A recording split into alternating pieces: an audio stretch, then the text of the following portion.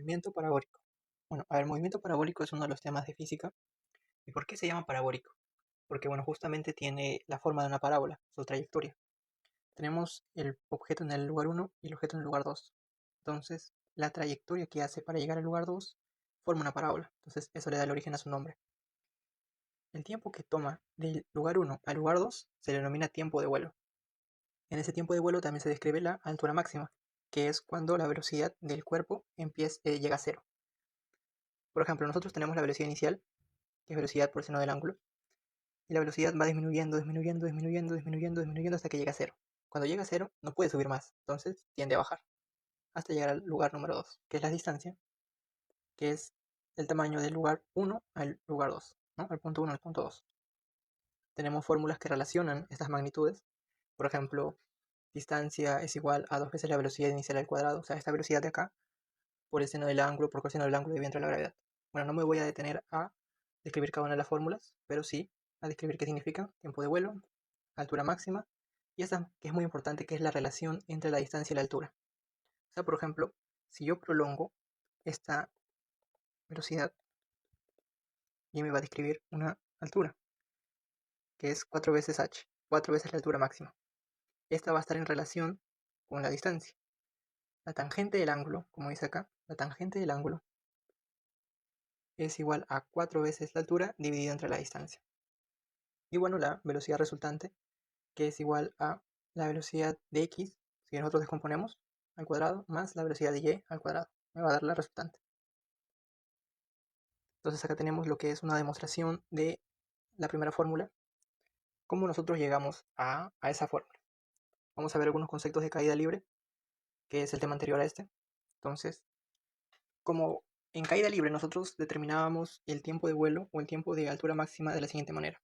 Si teníamos que nuestro objeto empezaba con 50 metros por segundo al cuadrado y llegaba a 0 metros por segundo al cuadrado en su velocidad final, sabíamos que su tiempo de subida era de 5 segundos, gracias a esta fórmula. ¿Pero por qué pasaba esto?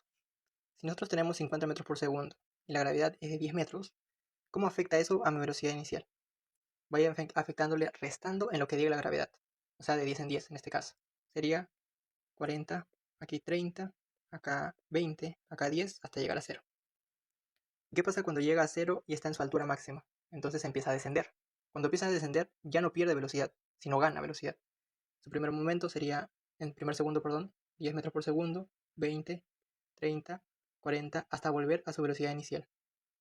Entonces, nosotros podríamos calcular su tiempo de altura máxima como la velocidad inicial dividida entre lo que medía la gravedad, que en este caso sería 10. Tiempo de altura máxima, 5 segundos. Si le toma 5 para subir, también le toma 5 para bajar. El tiempo de vuelo sería 5 más 5, que sería acá 10. Presentado en fórmula, bueno, de la siguiente manera. Ahora, con este concepto nosotros podemos demostrar lo que es la primera fórmula de distancia. Tenemos la distancia en el objeto, en el primer ejemplo, que sería velocidad en x por tiempo de vuelo. Entonces, este sería el tiempo de vuelo, y este sería mi velocidad en x, para describir mi distancia. Mi velocidad en x, si yo la descompongo, me va a quedar de la siguiente manera, y se coloca acá. Y mi tiempo de vuelo es igual a 2 veces la velocidad inicial de y, dividido entre la gravedad. Bueno, la velocidad inicial de y es igual a 2 veces la velocidad inicial por el seno del ángulo, dividido entre la gravedad, y multiplicado por la velocidad inicial por el coseno del ángulo. Si nosotros ordenamos, tenemos esta, que es la primera fórmula de distancia. Entonces queda demostrado. Y también se le puede dar otra fórmula por lo que es identidad trigonométrica. Nosotros sabemos por identidad trigonométrica que 2 por el seno del ángulo por el coseno del ángulo es igual a seno del ángulo doble. Entonces yo le doy la fórmula, le doy la forma de esta manera. Este 2 que está aquí, yo lo puedo acomodar acá. Me va a salir esto, me va a salir igual a lo que está acá. Entonces, en vez de escribir esto, yo escribo esto. Me quedaría como distancia es igual a velocidad inicial al cuadrado por seno del ángulo doble dividido entre la gravedad. Entonces queda demostrado esos puntos, esas fórmulas.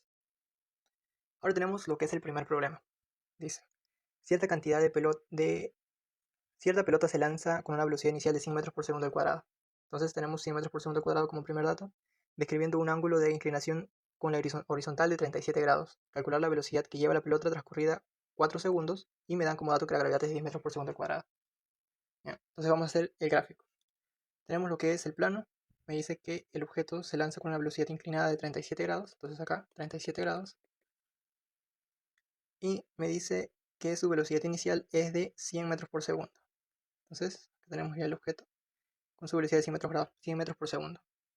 Y me pregunta calcular la velocidad de la pelota transcurrido 4 segundos. Entonces la pelota va a estar por acá, 4 segundos. ¿No? Entonces, tenemos 100 metros por segundo y 37 grados acá. ¿Cómo yo puedo descomponer esta velocidad? Como 100 por el coseno del ángulo, lo que está al costado, 37, y por el lado de las y, 100 por el seno del ángulo, que me daría a mí 60 y aquí 80. Para el lado X, para el eje X, la velocidad nunca va a cambiar. Se va a quedar como 80 metros por segundo durante toda su trayectoria. La que sí cambia es el eje Y. Este va a estar afectado por la gravedad, que en este caso va a ser 10. Empezaba con 60 y transcurrido 4 segundos, o sea, 4 por la gravedad 10,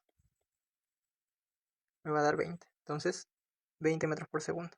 Ese va a ser mi componente en el eje Y. A mí me piden la velocidad resultante. Ya no sería 100 metros por segundo, sino sería la velocidad resultante, que se calcularía de la siguiente manera: 20 al cuadrado más 80 al cuadrado,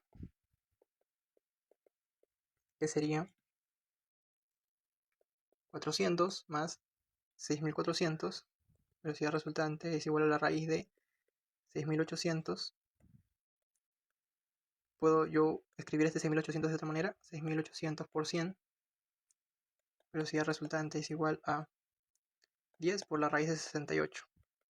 Podemos dejarlo así, o podemos nosotros calcularlo y nos daría 10 por la raíz de 68, el resultado de 82.4. Entonces esa sería la velocidad resultante.